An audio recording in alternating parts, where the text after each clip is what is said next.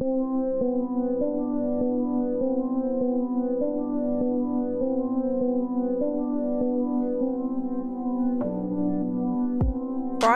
live from an Airbnb, this is The Monstrous Feminine, the podcast where horrible humans talk about horror. My name is Zeba, and I'm joined by my mothers, Mila, Louisa, and Tyia. And this is our last episode covering Hagsploitation horror. We are talking about the 2022 horror thriller Barbarian, directed by Zach Cregger. Before we get into the film, go ahead and follow us on Spotify, YouTube, or the Apple Podcast app. You can find all of our links on our Instagram at The Monstrous Feminine Podcast. In Barbarian, a young woman named Tess arrives in a rundown part of Detroit where she is staying the night before a job interview. She discovers that her rental home is already occupied by a young man named Keith, but is forced to stay and share the house due to the bad weather and the lack of alternative accommodation. She is wary of Keith, but he seems harmless and insists he will stay on the couch. Strange occurrences take place in the night, however, Tess and Keith decide to go investigate the basement. The pair discover what looks like a torture chamber and a hidden corridor and are suddenly attacked. Meanwhile, viewers learn that the Airbnb owner, AJ, is a hotshot movie star who is facing allegations of sexual assault. The legal payments are costly, so he travels to his Detroit rental to inspect it before selling. He too discovers the corridor and soon realizes the horrors that lurk within. Totally get that, by the way. I mean, you don't know me, and this is a really weird situation. It makes total sense. But I thought that, you might want some of this, but if I open it while you weren't here, I'm sorry, I'm rambling, Jesus Christ. I thought you wouldn't want any if you didn't see me open it, so I waited. I'm good. I would like to know, what is the dodgiest accommodation that you've ever stayed in? Like Airbnb, rental situation. Have you ever been in a place where you're like, I'm fucked? The first place I lived in London was disgusting. The shower was like... Say no more. Yeah. But what was dodgy about it? There were always people outside smoking like all day. Smoking? Smoking? Alert the church elders. There were always people outside smoking. It like smelled. It was just like there was always something going on. There were always big ass spiders everywhere. Who the fucking please the spiders? Shut up. Just because I was like, what was dodgy about it? And you were like, fucking spider infestation. It was just like, it was a lot for me personally. And I felt like the room was a bit small and like it was just dirty and there was like a layer of dirt. Like when I first arrived, they sent me to a room where there was like urine stains on the mattress and I was like, no. And then they were like, oh, you can have a different room. And then I switched and it was like a nicer room and everything looked fine, but like it was shitty. It was really shitty. Wouldn't do that again. Other than that, I'm not sure if I stayed in like a shady vacation place because I'm really good at choosing Airbnbs. I think that's a talent that I possess. Although I did have a weird Airbnb once in Korea where like the room itself wasn't weird, but it was like the key to the Airbnb was in a van in a parking lot. And it was like a deserted car garage. And she was like, go down and it's the third van and the key is in there with instructions to the Airbnb. And I was like, the fuck? It was very weird. And I obviously like it's different from like when I come to London and I have like some reception usually. Well, first of all, I live here now, so I have a phone contract. So when I come here and I don't have a problem. It was like I didn't have any signal, so I was just in a parking garage at night because my flight landed at night, going to a van to get the key because I was like, I don't really have a choice. Like it's that or sleep outside. The key was there and it was just very weird, the circumstances. It was like a unmarked black van. Could have definitely did that less creepily, but yeah. And she was like, do you want me to order some food for you? And I was like, that is so nice, after putting me through what I thought was going to be the end. Can I just say, this was your second story? This is the one that I led with. But when I went up to the room, it was basically like 2 queen beds in a living room and with a kitchenette. And I was like, this is a weird setup, but okay. So you know how you don't get the directions to the house until you like book it? Like they won't give you the address, obviously, so you don't like break into their Airbnb. So I was going to, as we discussed prior to recording, Mexico in the year 2019. And I arrived at night, like Tyia did. and got on a bus to the Airbnb with my friend who is very tall. So I felt good about the situation. My head was also not fully formed. I was not yet 25. I got on the bus.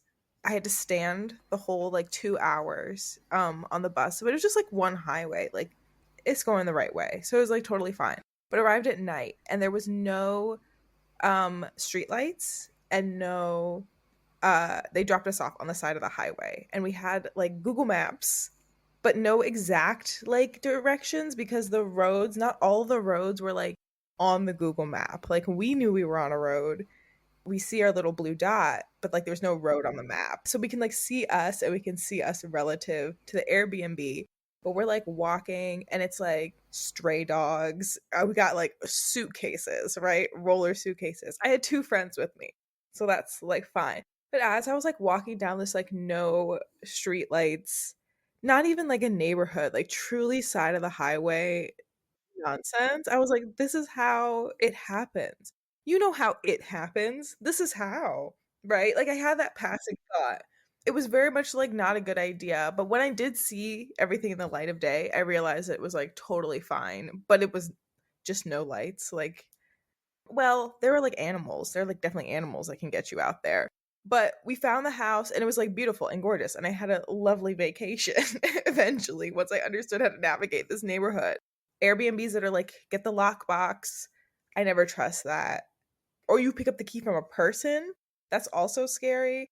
In conclusion, always use a super host. You cannot be a super host if you have ever put a nanny cam and watched people had sex. That's what I believe. That would depend on if they found out about the nanny cam, though. My dodgiest accommodation was my apartment that I lived in for 2 years. Was it 2 years? Yeah, 2 years in London when I was in uni. We called it the hovel. And it wasn't good. The day we moved in, there was like police tape on the courtyard. And we were like, oh no. And to be fair, and I did witness crime. Like I saw countless drug deals outside my window. And I also witnessed like a fair bit of domestic abuse / heard it. I've done like couch surfing, and to be fair, there is like a certain amount of control you can have. I would never stay with men, and nothing ever felt like unsafe, but there was a little bit of anxiety before I met them because, I mean, you just like, you never know, not like in terms of if the situation would be dangerous, but just there's a certain awkwardness to just like turning up at someone's house. Monstrous Feminine is on Spotify, so please go rate us and give us 5 stars, follow, and comment. If you do engage with our content, you might just get a shout out, and our next episode is our Witch of the Week. This episode, our Witch of the Week, is Tiktas, who commented on our second Jennifer's Body episode and said, "You blessed us today. Thank you." So glad y'all enjoyed that bonus ep. Oh, thank you. I didn't even realize until very recently that you could comment on Spotify episodes. Everyone should go leave us a Spotify comment, and you could be our next Witch of the Week as well, and we would love you as much as Tiktas. Thank you so much, Tiktas, for commenting on Spotify. You are the first person, I think, to do that. So you'll forever be our favorite person and hold a special place in our hearts and our memories. And we hope you are having the best year, full of all the great things that life has to offer, and that you really enjoyed this episode and many more blessings your way. Friendly reminder that we're also on Patreon. For £1 a month, you gain access to our Discord. For £3 a month, you get to hear a cut discussion from our main episodes. And for £5, you get all that, plus the opportunity to pick our themes, films, and discussion points. Please support us. Any contribution helps. I showed up to Airbnb and Bill Skarsgård was there. You would have to pay me to leave. I liked this movie. I think it's very camp, honestly, because they seem to have a very confused notion of how evolution works, because people do not become literal different species in a couple of years, because we're meant to think she is the original owner of the house who was a murderer's daughter. She would not be a different species in like 60, 70 years, y'all. I mean, she's pretty monstrous. She literally had different type of skin that was like thicker. No, at least in the descent, that took some hundreds of years. This is 60, 70 years, and she suddenly is like 6'10", buff as fuck, as if though she just bench pressed Dare they people. use metaphorical horror? I can't believe you're taking this practical point to this kind of movie. It would be more likely that she would evolve better to live in the conditions that she would live in, because that's how evolution works. Incest included, that's not how that works. It's about showing physically the monstrosity of incest. Like, it's not meant to be an accurate portrayal of Darwinism, I don't think. But that's why I said it's camp. I appreciate that there was enough lore to explain all of the different plot points of the movie, because there was a lot going on. But I didn't feel like I was being led in the dark. I felt like I knew what was going on throughout the film. And I think the girl's name was Tessa, or did I make that up? I think just Tess. Okay, Tess in this film really was lacking a lot of common sense. To the sense of like, once I did the job interview, I would have went home. I would not have been like, I gotta go back to my meet cute at the Airbnb. I think that was a bad idea. But they had that gag, and then she's like, nope, and she doesn't want to go in. But then she goes deep in the basement for Keith. The hag in this movie, as I said, doesn't make sense evolution-wise. But I did think that the mothering that she wanted to do was interesting, especially because that's kind of what the killer was like conditioning them to do in the basement. Was it her son, her father? It's her father. I think it was more interesting that what she took away from her father being a serial killer was wanting to be able to be a mother rather than the violence against women, because she's very caring to Tess and even saves her from the self-preserving misogyny of AJ. And I think his character was needed in this film because there's the contrast that I see Louisa noted of men who are trustworthy and men who aren't. And she's very skeptical when she first meets Keith, and her guard is up. She doesn't want to drink the tea he's offering. She's like sitting far away from him until she feels safe.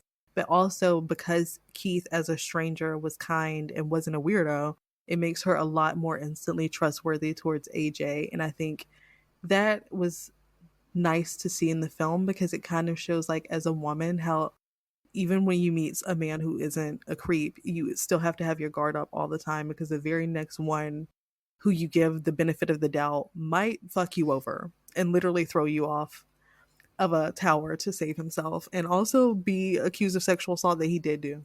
Yeah.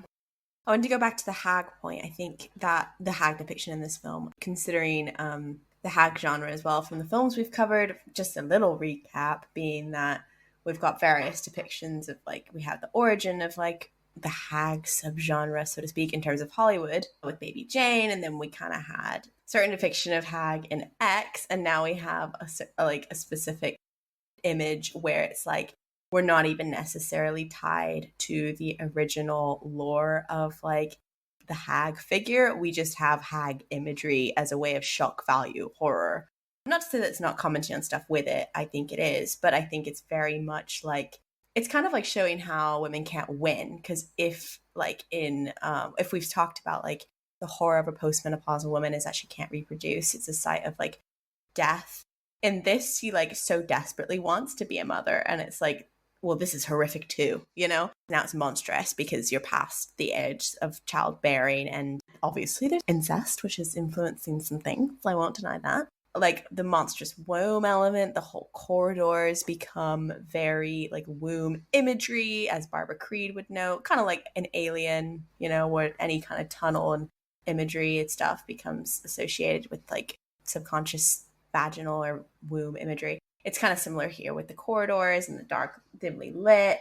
It's like that monstrous mother in the sense, or archaic mother in the sense of like fear of reincorporation. She's quite literally like kidnapping people and like keeping them as her babies. They have no identity. She's keeping them in their infancy. And it's like the whole space is like a metaphoric womb. So all of this is like interesting in that it's like a corruption of like what it means to be a mother. It's a corruption of the womb, and it's transferred onto the image of the hag, but without this like even conscious association between that figure and like, you know, a grandma or elderly woman. Do you know what I mean? It's like now it's just a monster. It's been completely, it's kind of like the evolution's complete of the hag subgenre, and this is now just a hag absent of much of an origin story. I messaged Louisa and I was like, I've started Barbarian and it's really scaring me. I didn't know anything about this film. I also realized I thought that this and Malignant were the same film somehow. But I didn't know anything about the film. And I was only in the first third when we were just interacting with Keith. I messaged Louisa and I was like, I'm scared. And then Louisa was like, you must know the plot twist. And I was like, oh, I thought the plot twist was I'd heard that Keith ends up being the bad guy. And she was like, okay. So all of my fear and anxiety was at the beginning, where she is essentially having to make, very quick judgments on this man.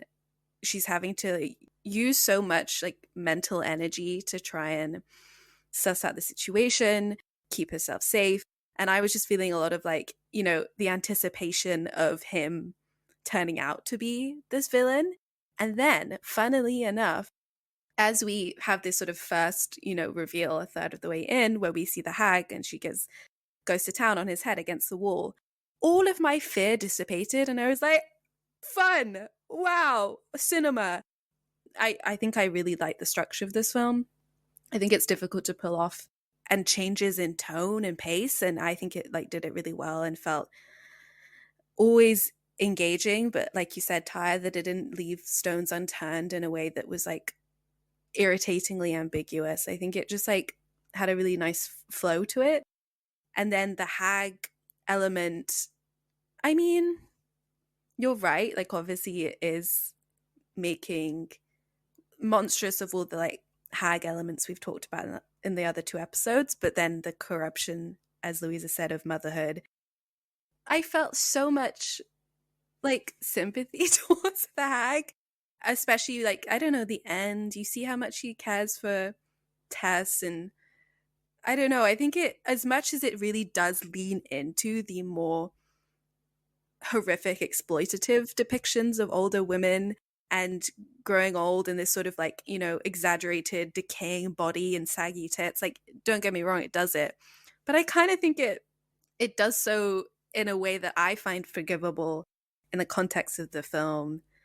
And I think, like Ty, you said, the characterization of AJ is pitch perfect, and so, I mean, obviously it's timely, but I think just it would resonate with women, and Tess, experiences at the beginning, having to have this sort of hyper-vigilance around men, and even men who present themselves as nice or as kind.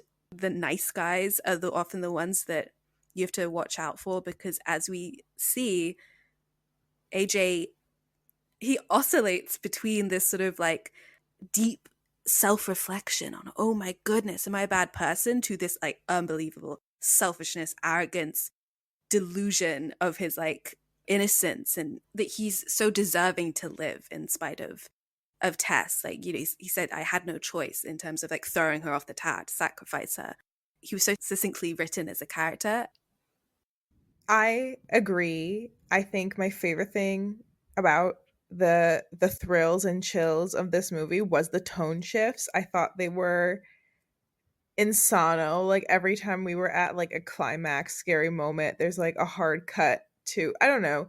I think that's something that horror comedies do really well, and this had that element to it without obviously being a comedy. It is much more horrific, I suppose. But I think it's really interesting that we are doing this in the hags category and not the men category, because it definitely could have gone in the men category. But I think that is a bit misleading, because, when Louisa, you said to Mila, do you know about the plot twist? And Mila says, oh, it's that Keith's character is the villain. That was so obviously a red herring. I mean, I think I also didn't trust him. I thought he would be a villain, but not the villain. I thought he was trying to, the plot twist would be that he was a bad guy and was trying to take advantage of her, but also there's a monster in the basement or something in the basement. That's what I expected it to be, and that he had no idea about the monster in the basement, and not that he was a good guy, but that he got caught by it first before he could take advantage of her. That's what I was expecting the plot twist to be. And then I would put it in the men category. And it still is in the men category, because obviously the evil man has been kidnapping women and putting them in the basement.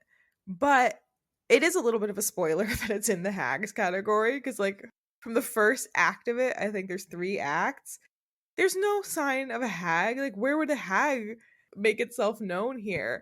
I think this was a really great hag. I also had a lot of empathy for her, same as Mila did.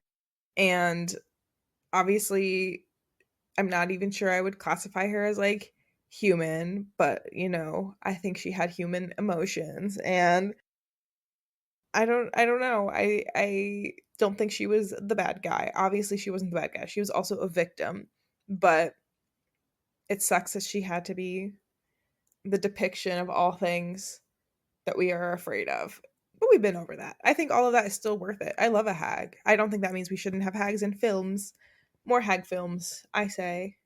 What was interesting to me about the 2 male characters in the film is that AJ is the one who I guess you would immediately feel more safe around, because knowing that someone's a public figure, I think sometimes presents this false sense of security, as though like they can't do something because they wouldn't want people to know about it.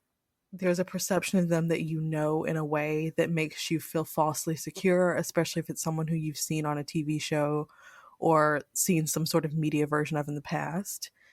Just the idea of like how he presented versus like some random dude in the house that you were supposed to stay at is very different circumstances that would make you feel falsely secure. But he actually is the one who is dangerous out of the 2 of them. One thing that I didn't understand though is why when she sees Bill Skarsgård, she decides to bash his head in, because she didn't even try to feed him the bottle. Like maybe he would have complied. This film does an interesting job at humanizing the monster of the film and giving enough backstory to where it's just not like, kill monster. Like I feel like sometimes films that do have the hag or the monster or some sort of like villain that is basically not human anymore do. But I feel like her character is very humanized, and you have a reason for why she is the way she is and what motivates her character to want to be a maternal figure. The way that her character is with Tess, to me, is I think just the most interesting, because when we get the backstory of her father picking up women and being a serial killer, and we see that violence against women, I think it was really nice to see that it wasn't carried out in a cycle by Mother's character as well, and that she instead is quite maternal. I was thinking about how I just did my little hag recap, and I had like an interesting reframe epiphany in my head where I don't think this film, well, no, it's true. This film is the hag as an imagery, as divorced from even the lore of an older woman. Like, that's all true.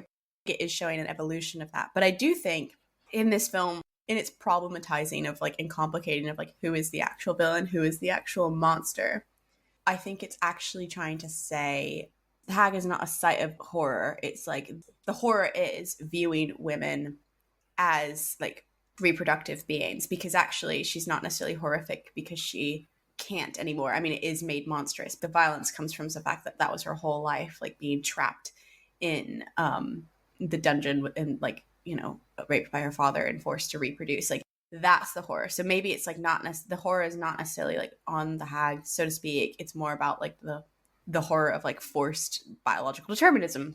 So I thought that was like potentially an interesting reframe, but we haven't all had that kind of perception. I mean, there is a Billy Walker for Little White Lies has quite a negative view of this film, particularly talking about that breastfeeding scene. And they're saying how the clinching scene to induce terror being when AJ, Justin Long, an accused rapist, is forced to suckle from the sagging tit of the monstrous woman who has chapped him.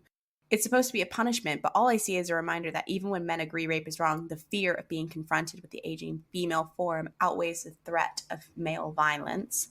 Walker goes on to continue. I'm disappointed by directors who have taken Barbara Creed's The Monstrous Feminine as a blueprint instead of critique.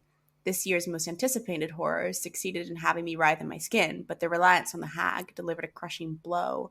I don't want to see our bodies contorted, our wrinkles exaggerated, our breasts drooped for cheap jump scares. The hag's rise from the cinematic dead and the popularity of the films in which she features serves as a tragic reminder that the fear of the aging women is deeply ingrained in our minds. We don't question her sudden appearance. We only scream as she emerges from the dark.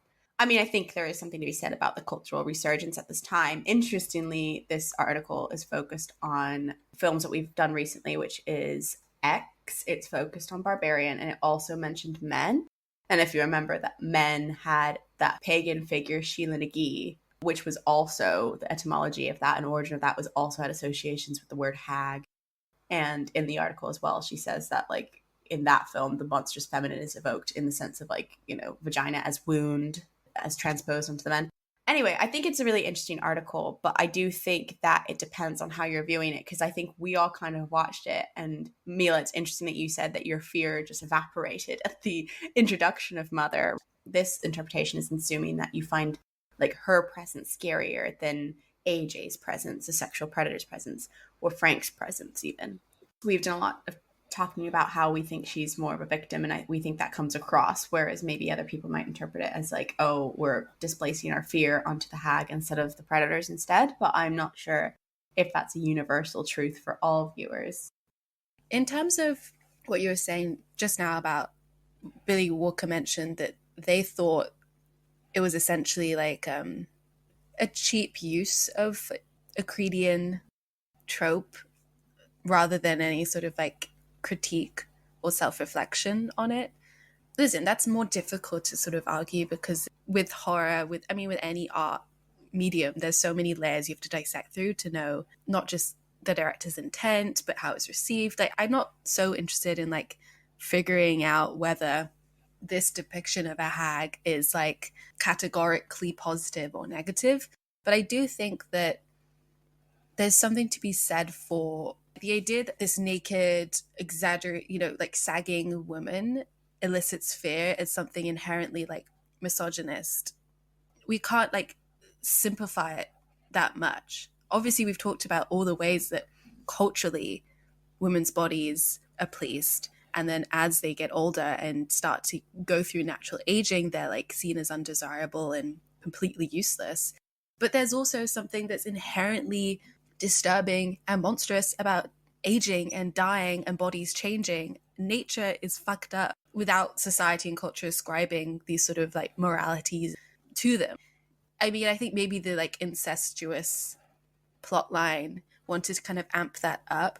I don't disagree that there's obviously some leftover misogyny in how this hag is presented because of it's relying on our sort of disgust at her body and her need to be a mother. Like, obviously those things are presented in this like quite abject and disturbing way, but I don't think it like I think it was fine to use it as this like plot twist jump scare. Like, it fucking works. Like, I think regardless of whether we fucking demonized and degraded women for aging and their tit sagging, I think that would be scary regardless, that kind of image. But yeah, I think it's really difficult. I don't know, like, it's specifically more difficult than other tropes we've done to like unravel. Yeah, and this is also contextual because she's not just a lady who ages. It's the horror of, fuck, how long have you been down there? Like, I think that really adds to it. And I think it's, like we all said, that adds to creating such a lens of sympathy for this character. She's a victim. And yes, it elicits a lot of the horror through her objection of like, and her female form, but like, fucking no shit. It's a horrible thing to go through. I think horror would become very, very sad if we shied away from potentially like stereotypical tropes for the sake of making a commentary. And like, you know, I mean, there's always going to be a line, like we've been speaking about this whole time, between perpetuating a stereotype and as you're critiquing it. I don't know if it's possible to kind of critique it and not perpetuate it in this particular horror subgenre, but equally it's like, even with like X, actually, I'm interested in films when they do make me think about something that I hadn't thought about before, and I think that is the point of horror for me. So it's like, yes, as long as I'm getting something out of it, as long as it's done with intention, with purpose, and I'm kind of a bit more forgiving of it potentially being made horrific as well. Like, we've talked about it a lot in relation to queer characters. On the Detroit thing, there was a quote from Sam Adams for Slate. Barbarian doesn't have to have an overriding thesis or big statement to make because its intelligence is intuitive. You can make what you like of the fact that Tess, who is Black, has come to Detroit to interview for a job with a white documentary filmmaker whose latest movie is about jazz, that the only other significant Black character in the movie is a homeless man who drags her out of the basement and warns her not to go to that bad place. That AJ is a gentrifier as well as an accused rapist. The subtext about racism and urban renewal and toxic masculinity, Reagan-era paranoia, and its ramifications in the present day stays subtext, there to be mined by those who don't mind making ever so slight fools of themselves. I don't know what that last point is, but anyway, I guess we're fools who like to make ever so slight fools of ourselves. I think this movie is at least aware of using the setting. Like, it's not an Easter egg. Like, it's very much a part of the central conceit of the movie, I would say. And like, it does at times hit you over the head with it. Like, I think there was like a radio playing in the background. Like, the implied white flight is not so much implied as like a plot point, like the reason that this place is deserted. And I do think it is connected to the aging woman. Like, Detroit was a city with a lot of potential, and it, is now this like aging place that everybody has given up on. Like, it is the hag of the Rust Belt or whatever. Like, I don't know. It was a place that was like really fertile with opportunity, and like you can use that literally. Like, I don't know. I think, okay, fine. That's all well and good. I think that the director has done that with a lot of intention. True. Noticeable. It is the deeper intelligence of like the subtext or like the backdrop of what's going on. I still don't like Detroit as a site of horror movies. Just stop it. Leave Detroit alone. It is so fucking weird to depict a neighbor. Like, yes, are there abandoned neighborhoods in Detroit? Yes. Are there abandoned neighborhoods in the majority Black parts of most of this country?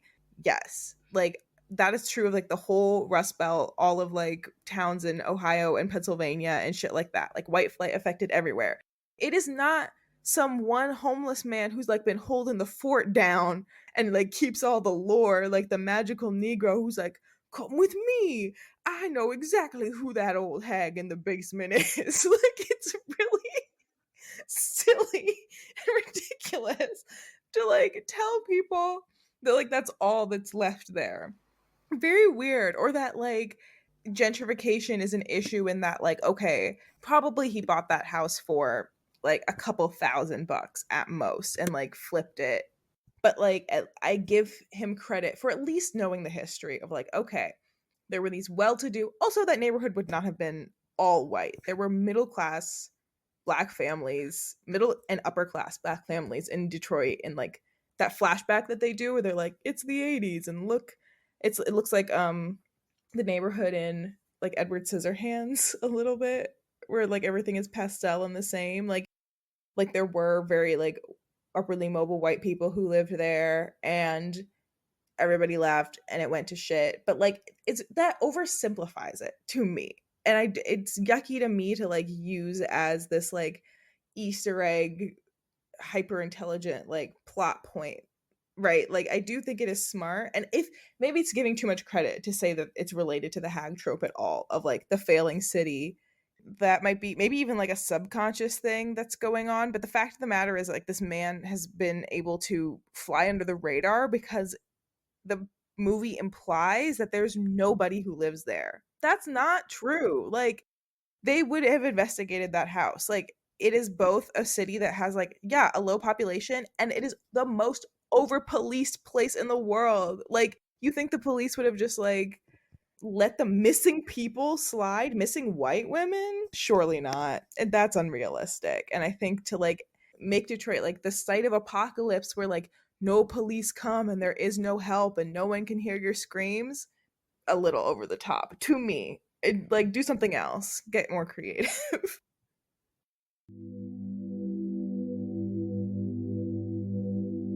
Thank you for listening to The Monstrous Feminine. Be sure to follow us on Instagram, SoundCloud, and Spotify at The Monstrous Feminine Podcast, and on Twitter at The MonFemPod. Subscribe to our YouTube channel, rate and review us on Apple Podcasts and Spotify, and follow us on TikTok at The Monstrous Feminine Pod for podcast clips and more fun. Brooms up, witches out.